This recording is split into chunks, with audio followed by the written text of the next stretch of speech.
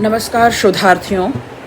कहना ज़रूरी है यूट्यूब चैनल सुधा उपाध्याय के इस चैनल पर आज सदी के महत्वपूर्ण कवियों की श्रृंखला में मैं अनिल करमेले जी के साथ हूँ। इनका जन्म स्थान छिंदवाड़ा है। अपनी कल्पनाशील कविता पोस्टरों से अनिल करमेले जी लगातार लंबे समय से अपनी रचनात्मक दिनचर्या की शुरुआत कर रहे हैं।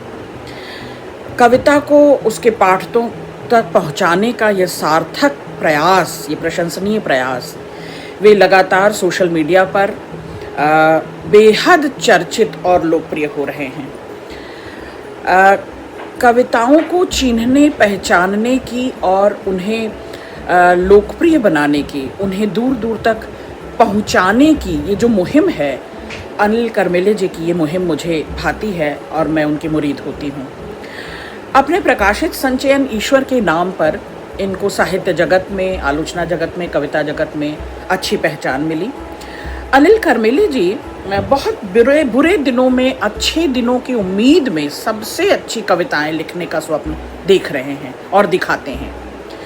इस स्वप्न में कभी भीमा का धन भी है, स्त्री के आंसुओं से नम तकिया है, किसान है, सर्वहारा मजदूर माँ, पिता, धरती, ये कुछ शाश्वत विषय हैं जिनके दुख सुख अनिल करमेले जी अपनी कविता में चिन्हित करते हैं। इनके साथ ही इन दुखों के हंसिए के एक ही वार से काट देने का एक दूसरा स्वप्न भी है, जो प्रतिरोध की धार को, प्रतिरोध के स्वर को मुखर करता है और नेपथ्य से आपको फ्रंट पर लाकर लड़ने और जूझने की कुवत देता है। यही दूसरा स्वप्न इन कविताओं की भी ताकत है अनिल करमेले जी की। अपनी इसी धार की वजह से, अपनी इसी समर्पण की वजह से 1997 में दुष्यंत कुमार सम्मान से अनिल करमेले जी को सम्मानित किया गया। साथियों, कविता और उसकी कथ्य, भाषा और शैली के बदलावों को परखने की जो ज़रूरत है वो कविता की शुरुआत से रही है, जिसे हम वाल्मीकि से कहा करते हैं प्रायः कि कविता की आदिम शुरुआत जहाँ से होती है तो उसमें क्या कंटेंट हो, किस कॉन्सेप्ट को लेकर, भाषा कैसी होनी चाहिए, उसका स्टाइल क्या हो, वो क्या परोसती है और वो युगीन सत्य को परखने और जड़ता से उबरने की ताकत देती है या नहीं। तो इस बदलाव को परखने की ज़रूरत तो हर समय, हर युग, हर ज़माने में रही है, क्योंकि उससे समाज के सतह के भीतर होने वाली जो तत्कालीन धड़कने हैं, जो स्पंदन है, जो भविष्य के पदचाप भी हैं, उन सबको हम देख सुन सकते हैं, पहचान सकते हैं। अब जब हमारा वर्तमान ही इतना जटिल हो चुका है तो बहुत से लोग इसका मतलब ये निकालते हैं कि कविता बड़ी दुरूह सी कोई चीज़ है, बड़ी जटिल होती जाएगी, क्योंकि इस समय के संकट जटिल है ना, इस समय ये समय बड़ा जटिल है। तो लोग ये निष्कर्ष निकाल लेते हैं। दरअसल सच तो यह है कि जटिल वर्तमान से कविता रचने की प्रक्रिया को लोग मुश्किल बना देते हैं और मुश्किल मान लेते हैं। कुछ लोग तो इसके बिल्कुल विपरीत ये कहते हैं कि अब कोई न लय है, न तुक है, न ताल है, न संगीत है, रिदम है, तो मुक्त छंद हो जाने के कारण शायद कविता करना बड़ा आसान हो गया है। यह भी गलत है, यह धारणा गलत है, सच नहीं है। लोग कविता की दुनिया को सुंदर बनाने के लिए तरह तरह के टूल्स अपनाते हैं। मतलब अलंकार, छंद को मैं टूल्स ही माना करती हूँ, लेकिन जो इनर सेल्फ है कविता का, जो आंतरिक लय है, दरअसल वो कंटिन्यूटी कविता में जो आती है उसी इनर सेल्फ की वजह से आती है, ऐसा अनिल करमेले जी भी मानते हैं। कविता की दुनिया को चिन्हने, पहचानने के लिए, सहज बनाने के लिए जिनके दुख सुख बयान करती है न कविता, उन तक कविता पहुंचनी चाहिए। तो भाषा और स्टाइल कुछ इसी तरह की हो कि सहज को सहजता से पहुंच जाए, सर्वसाधारण को जिनके दुख सुख की बात की जा रही है वहां तक ही संप्रेषित हो जाए। हमारे समय की कविता जिन सवालों से, बल्कि वे बड़े बवाल खड़ा करते हैं, ऐसे सवाल हैं, उन सवालों से, उन प्रश्नों से मुठभेड़ करें, उनके जवाब ढूंढकर ना दे, लेकिन आपको जुझारू बना दे उस जवाब तक पहुंचने के लिए, तब तो कविता है। समाज, संस्कृति और भाषा के तमाम ज़रूरी सवालों को अनिल करमेले जी अपनी कविताओं में खोजते हैं और चीन्हते हैं। शोधार्थियों, आज अनिल करमेले जी की उन 5 कविताओं के साथ हम उनकी रचनात्मक यात्रा भी करेंगे और इन नए बिंबों को भी चीन्हने की कोशिश करेंगे। पहली कविता मेरी पसंद की, पहले पाठ करती हूँ और फिर विवेचन। बार बार लौटा हूँ उस दर से जहाँ मुझे नहीं जाना चाहिए था। वहाँ कभी पहुँच नहीं पाया जहाँ मेरी सबसे ज़्यादा ज़रूरत थी। उन रास्तों पर अक्सर चलता चला गया जहाँ चलते रहने के अलावा कुछ भी नहीं था, जिनसे किसी ठिकाने पर पहुँचा जा सकता था। वे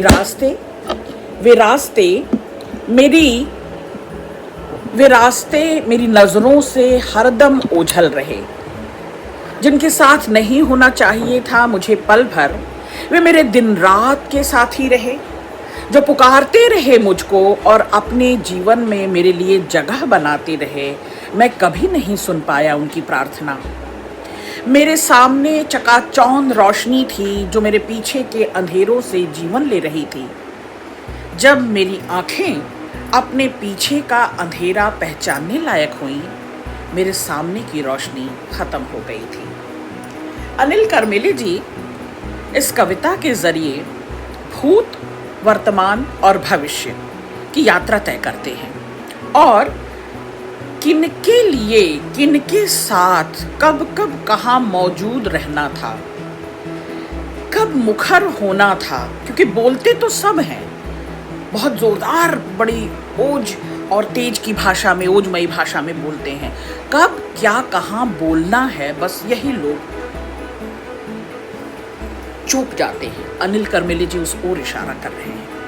वे कह रहे हैं कि अपनी उपस्थिति, अनुपस्थिति, अपना होना और कहाँ होना, कहाँ दर्ज होना, कहाँ जरूरी था होना, जैसे कहना बेहद ज़रूरी है, लाजिम है, वैसे ही होना, उसकी उपस्थिति, हस्तक्षेप, वो खटखटाहट, वो मौजूदगी, वो दखल अनिल करमेले जी याद दिलाते हैं कि मुझे कहाँ कहाँ कब कब किन लोगों का साथ छूट गया और जो बड़ी शिद्दत से पुकारते रहे, जो मेरे हर दुख सुख के साझीदार रहे, जो मेरे संग साथ निभाते रहे हर भाव को, जो मेरे छोटे छोटे अभावों में भाव भरते रहे, मैं चूक गया। और जो चूक गया तो उसे कविता में बाकायदा बड़ी ईमानदारी के साथ, बड़ी निर्भीकता और ईमानदारी के साथ अनिल करमेले जी स्वीकार करते हैं और ये स्वीकारोक्ति का दमखम बहुत कम लोगों में होता है। दूसरी कविता है, सब कुछ पाकर भी उसका मन बेचैन रहता है। हर तरफ अपनी जयघोष के बावजूद वह जानता है कुछ लोगों को अभी तक जीता नहीं जा सका। कुछ लोग अभी भी सिर उठाए उसके सामने खड़े हैं।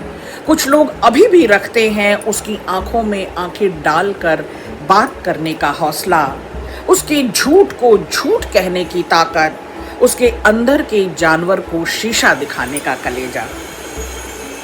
वह जानता है बाकी बचे हुए लोगों के बिना अधूरी है उसकी जीत, और यह सोचकर और गहरी हो जाती है उसके चेहरे की कालिख। आहा, वह नींद में करवट बदलता है और उठ जाता है चौंक कर, देखता है चेहरे को छू छू कर, उसकी हथेलियां खून से सन जाती हैं, गले में फंस जाती है हजारों चीखें और कराहें। वह समझ नहीं पाता दिन की कालिख रातों में चेहरे पर लहू बनकर क्यों उतर जाती है। वह उसे नृत्य, संगीत, रंगों और शब्दों के सहारे घिस घिस कर धो देना चाहता है। वह कोशिश करता है बांसुरी बजाने की, मगर बांसुरी से सुरों की जगह बच्चों का रुदन फूट पड़ता है।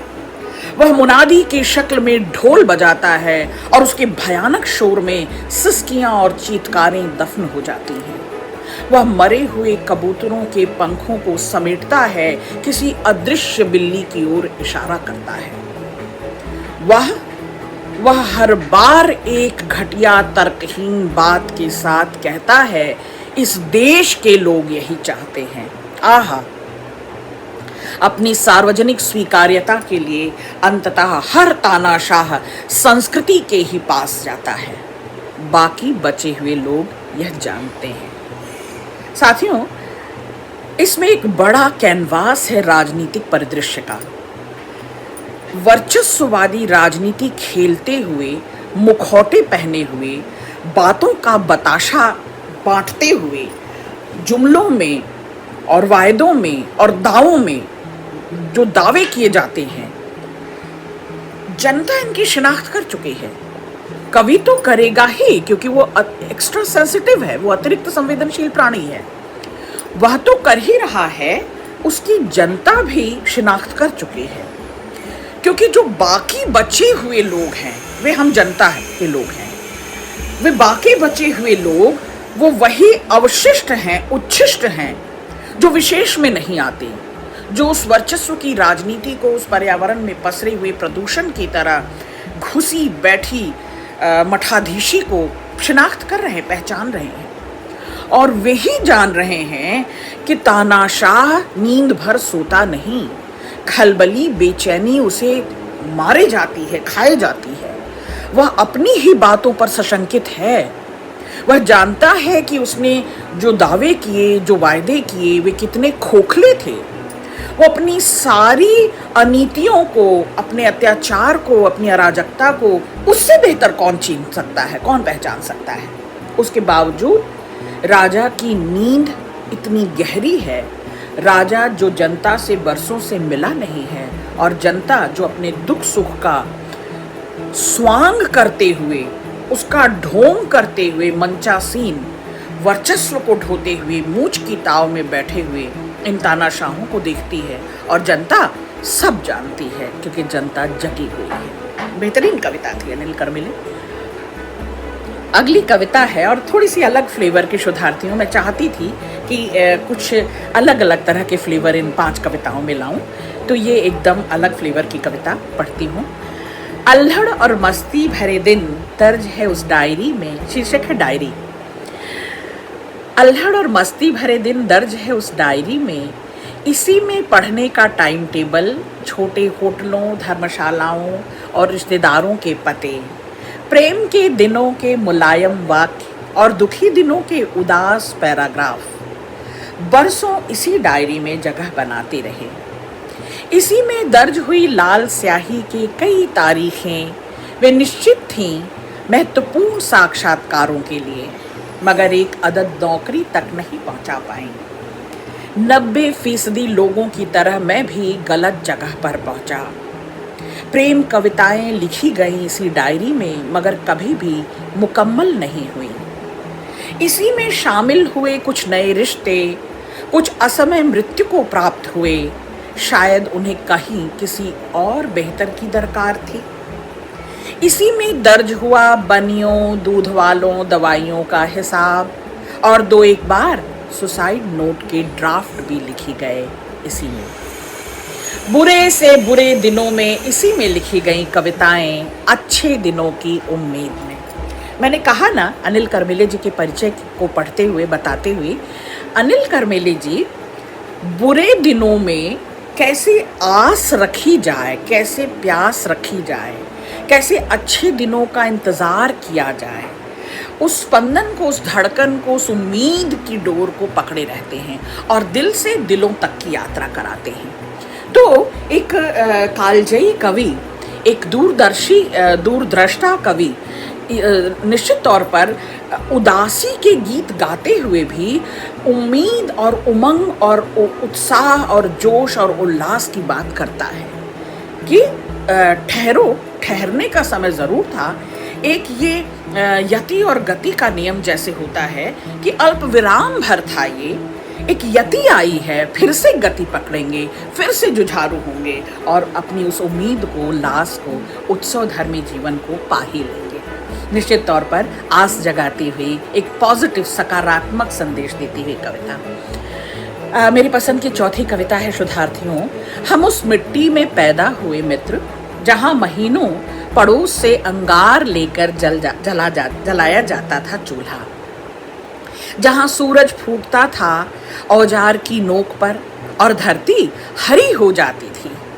वहाँ बहुत कम लोगों ने पढ़ी थी किताबें, बहुत सारे लोग भोपाल का नाम भर जानते थे। उस समय हम अपने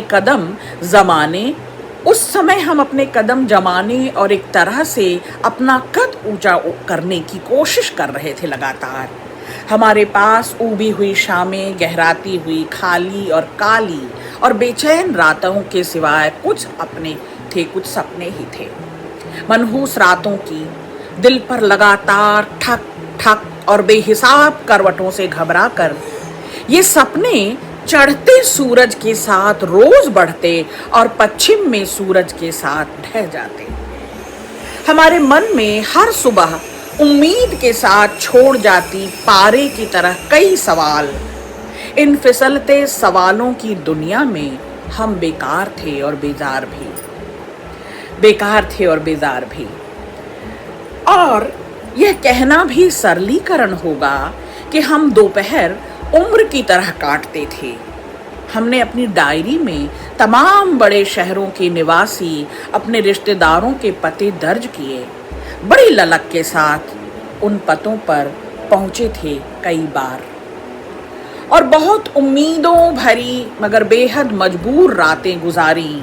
उनके बच्चे हमें एकदम गंवार और इसलिए तिरस्कार के योग्य समझते रहे, मगर लड़कियों के पिताओं की आंखों में दूर भविष्य के लिए गहरी चमक दिखाई देती रही।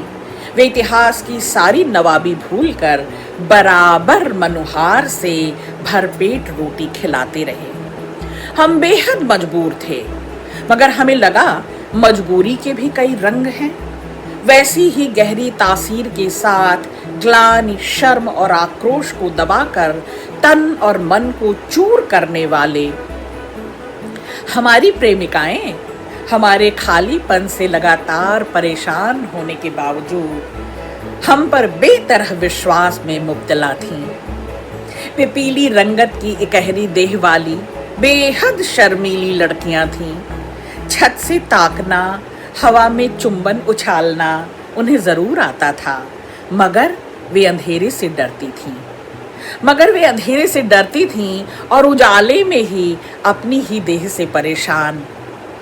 उनके परिवार के पहले और आखिरी फरमान की घड़ी में उनके प्रेम की अकाल मौत तय थी।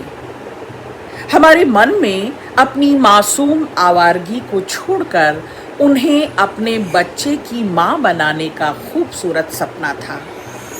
हमारे जीवन की पूंजी और भविष्य की ठोस जरूरत से उपजा हुआ, मगर हमारे सामने और सवालों की तरह यह भी कोई आसान सवाल नहीं था। हमारे पिताओं के पास अपनी 2-4 साल की बची नौकरी या 2-3 बीघा जमीन या सेठ की मुनीमी और गहरे उच्छ्वासों के अलावा कुछ भी नहीं था। पढ़े लिखे नातेदारों के आने पर उनके पास सफाई के लिए नए बहाने तक नहीं बचे थे। ऐसे मौकों पर हम तो मुंह दिखाने के काबिल भी नहीं थे। हमारे पास खोने के लिए अब सिर्फ ईमान बचा था। वही ईमान हमें दर बदर किए हुए था। हमें बुजुर्गों ने बार बार चेताया कि चालाक होने से बेहतर है हार जाना। जरूरी है चालाकियों को समझना, उन्हें भेदना, एक नई राह निकाल ले जाना। हम ईमान को बचाए हुए नई राह निकालने की तैयारी में हैं। आहा, बेहतरीन कविताएं। अनिल करमेले जी नॉस्टैल्जिक हो रहे हैं। नॉस्टैल्जिया तो हमारा हम रचनात्मक लोगों का मैं तो कहूँगी कि उपहार है, हथियार है, औजार है, टूल है, बहुत ज़रूरी टूल है। तो भाव को छुए बिना, भाव तक पहुँचे बिना, भाव में डूबे बिना कैसे पन्नों पर उतरें? हम ही उतर रहे होते हैं। दरअसल वो प्रसव पीड़ा, वो तकलीफ कविता में पन्नों पर उतरने में जो गुजरती है, वो एक यात्रा, हम उस पीड़ा को दोबारा जी रहे होते हैं। तो उस पीड़ा को जीते हुए अनिल करमेले जी अपने युवा काल को, उन बिंदास, बेलौस, बेखौफ दिनों को याद कर रहे हैं, जवानी के ऊर्जा भरे दिनों को याद कर रहे हैं, सपनों को याद कर रहे हैं, अपनी ख्वाहिशों और अपने अपनों की अपने आप से हमसे जो जो ज़रूरी उम्मीदें, हसरतें बची थीं, बनी थीं, उनको याद कर रहे हैं, आस पड़ोस याद कर रहे हैं, अपना परिवेश याद कर रहे हैं, अपने इर्द गिर्द को याद कर रहे हैं और उन दिनों बेशकीमती बिताए हुए पलों को याद कर रहे हैं। और याद करते हुए अपनी स्मृतियों में, स्मृतियाँ ही हमारी सबसे बड़ी क्या कह सकते हैं, बड़ा खजाना है, बड़ा संग्रहालय है। अपनी स्मृतियों को जो संजोए हुए है, जो उन अनुभवों को जिए हुए है और जो संवेदनात्मक धरातल पर अपनी धार बनाए हुए है अनिल कर्मेले, उन सबको याद कर रहे हैं, फिर से जी रहे हैं। बेहतरीन कविता थी कि हमसे दूसरों की हसरतें और हमसे अपने आप की कामनाएं, इच्छाएं हमें एक राह पर छोड़ देती हैं भटकने के लिए। और उस भटकन में जब स्थायित्व तो नहीं मिल रहा होता, स्थिरता नहीं मिल रही होती, तो हम खुद को बार बार टटोलते हैं और सोचते हैं कि हमारी कमिटमेंट क्या थी, हम किस राह चले थे, हम किन शर्तों पर उसे पाने के लिए, मंजिल तक पहुंचने के लिए, उद्देश्य तक पहुंचने के लिए किन शर्तों तक गिरे, झुके, समझौता परस्त हुए, कब कब हमने अवसरों को पाने के लिए चुनौतियों को छोड़ दिया। इन सब पर बात ये कविताएं करती हैं। 5वीं कविता शोधार्थियों, वे एक ऐसी भाषा का उपयोग करते हैं कि हम अक्सर असमर्थ हो जाते हैं उनकी नीयत का पता लगाने में। हम भरोसे में रहते हैं और भरोसा धीरे धीरे भ्रम में बदलता जाता है। जब छटता है दिमाग से कोहरा, नींद टूटती है सपनों के आगोश से, आंखें जलने लगती हैं सामने की तस्वीर देखकर। लेकिन हमारी मुट्ठियां तने और उबाल आए बरसों से जमे हुए लहू में उससे पहले आते हैं हम में से ही कुछ बनकर उनके बिचौलिए। जो भाषा का खिलवाड़ कर रहे हैं, भाषा की राजनीति कर रहे हैं, भाषा के साथ खेल खिलवाड़ कर रहे हैं, भाषा की राजनीति कर रहे हैं। लेकिन हमारी मुट्ठियां तने और उबाल आए बरसों से जमे हुए लहू में उससे पहले आते हैं हम में से ही कुछ बनकर उनके बिचौलिए, डालते हैं खौफनाक तस्वीरों पर पर्दा और लगा देते हैं हमारे गुस्से में सेंध। अपने लाभ और लोभ में घूमते हुए हम भटकते रहते हैं इधर से उधर और कायरों की तरह अपनी भाषा की तमीज में लौट आते हैं। भाषा में वो त्वरा, भाषा में वो तकलीफ, वो गुस्सा, वो ऊर्जा से भरा हुआ विरोध, वो तनी हुई मुट्ठियाँ, वो खौलता हुआ खून, वो अन्याय, अनीति, अराजकता के खिलाफ बोलने वाली वोकैबलरी चुक सी जाती है हमारी, क्योंकि हमारे ही बीच से कुछ समझौता परस्त, कुछ अवसरवादी, कुछ लोभ और लाभ के इच्छुक लोग सेंध लगा देते हैं हमारे गुस्से में, हमारे प्रतिरोध की ताकत में, हमारे विरोध के स्वर में घुस बैठते हैं वे, और हम कायरों की तरह पराजित होकर उन अवसरों की ताक में, उन अवसरों की फिराक में बार बार लौट आते हैं और एक तमीज़ वाली भाषा, एक हाँ हाँ वाली हामी भरती हुई भाषा में फिर से लौट आते हैं। बेहतरीन पंक्तियाँ।